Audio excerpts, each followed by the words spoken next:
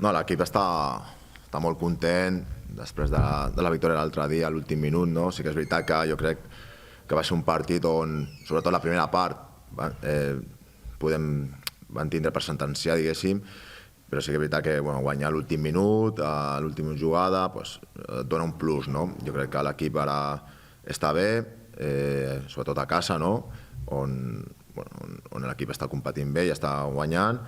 Llavors, una setmana més d'alegria, diferent, perquè sempre que guanyes la setmana és diferent, i concentrats per un partit molt important per nosaltres, amb un rival que la classificació, que porta temps sense guanyar, però que competeix molt bé, que serà un partit molt dur, i si no estem amb el nostre nivell o amb la concentració i la intensitat, podem patir, no? No, importable no, però sí que és veritat que és un partit molt important.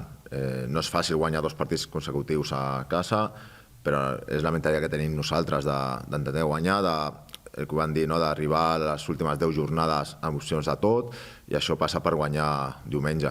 Però ja et dic, si no estem a la concentració, al nivell que tenim que estar, a la intensitat, podem tindre una sorpresa. Llavors, tot dependrà també de nosaltres. Al final juguem a casa, amb la nostra gent, venim d'una victòria important, llavors tenim que estar molt concentrats i la ment posada dels 3 punts. Jo crec que si guanyem aquest diumenge els punts baixaran. Estem, crec que a 6 ara, jo crec que estarem a 4, a 3, 4, a 5, llavors això ja és, a falta de 8 jornades pot passar moltes coses, no?